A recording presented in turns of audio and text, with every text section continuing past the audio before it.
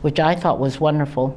I was in the Air Force from January 1944, getting out on September the 13th, 1946. I was bugging them all the time.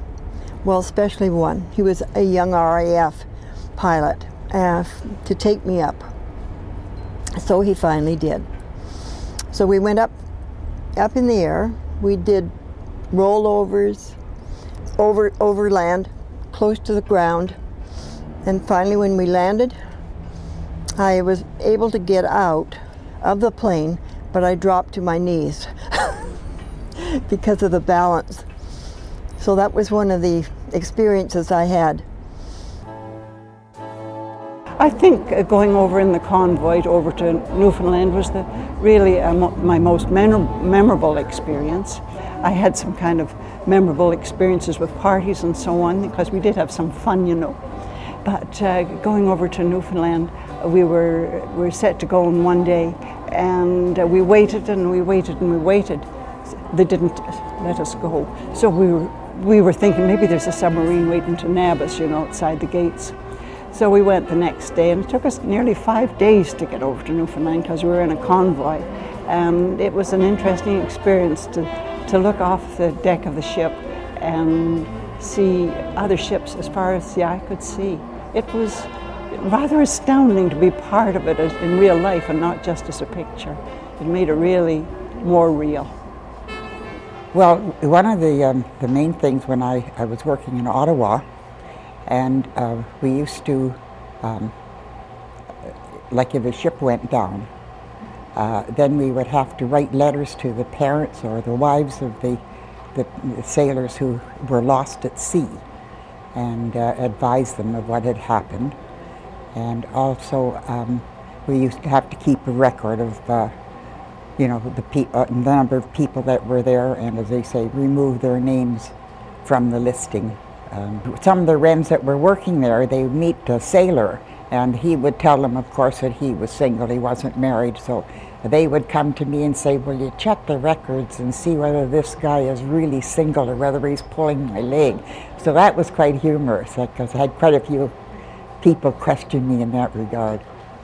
I started off, first of all, you had to do the mixing of chemicals, then you had to learn all the cameras, and then you were in the darkroom printing and developing. I was with a great group of people, especially Lieutenant Gilbert Mellon and Petty Officer Charlie King, who lived in Montreal. They were a grand pair to work for, and I thoroughly enjoyed my stay. I actually saw my own brother on one of the crafts. That was on June the 6th, 1945. And on June the 10th, we heard that he had passed away. He got shot by a sniper. It's a very sad day for us, but it was also a shocking experience to see your own brother in a picture right in front of you as you're developing. And then on VE Day, I had been home on leave, for I had been drafted to Newfoundland for draft overseas to England, at which I was really looking forward to. But on the way back from my leave, V-Day was declared, and when I arrived back at Cornwallis, everybody was celebrating. So I joined in the celebration, a little bit sad and also glad. I was the captain's messenger, and we had to deliver daily memorandums every day. It was a case of they'd be in sealed envelopes and the files would be inside, and I just wouldn't look at any of them. I wouldn't say anything to anyone if I knew anything at all. It was all secretive.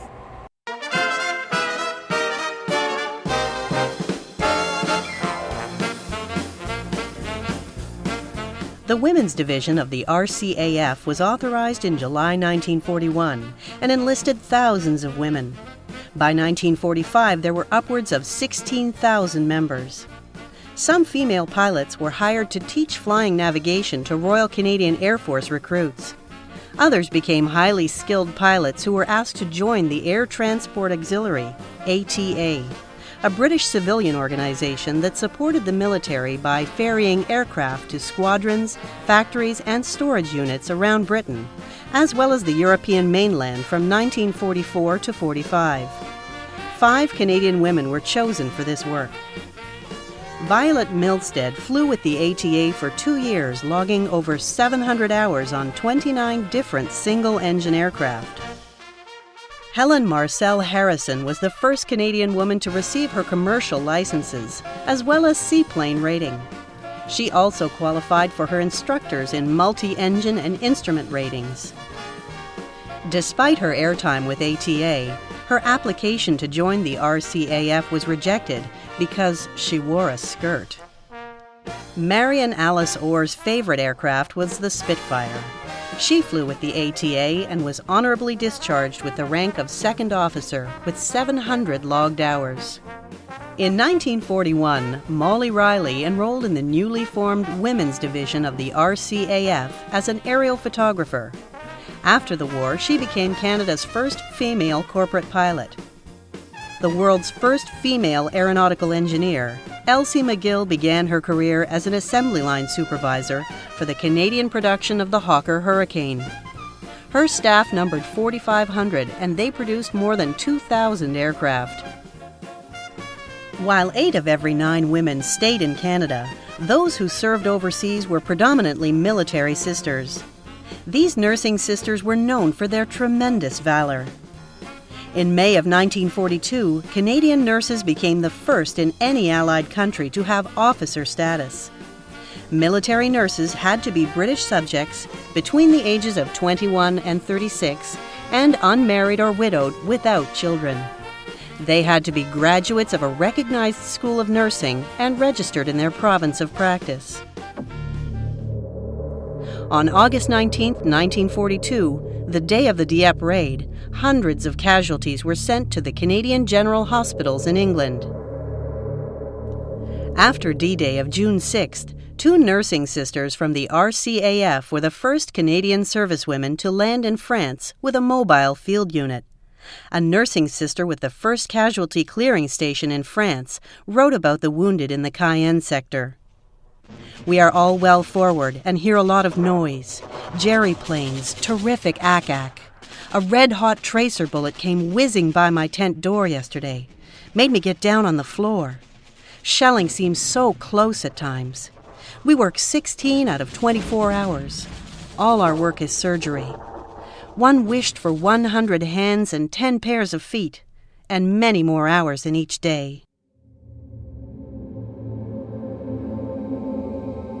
Italy was the worst place. I think everything was bad for our military, but Italy was the first place. Those men were wounded. They were patched up, went back to duty sometimes 3 times. And that was quite tragic, I think, that we didn't have enough support to send them to relieve them at that point in their having been wounded that many times and still having to go back to the front and fight a war. You notice the young ones because they seem to be so dreadfully young that you wondered, how they could possibly survive a war. And I recall I had one patient in Newfoundland, a beautiful young woman, absolutely gorgeous looking, and she had developed tuberculosis. She was in the service as she could have been a wren. I think she was a wren. And it seemed such a waste of life, and it was so personal and so present, whereas you hear about people dying of all sorts of things in the war.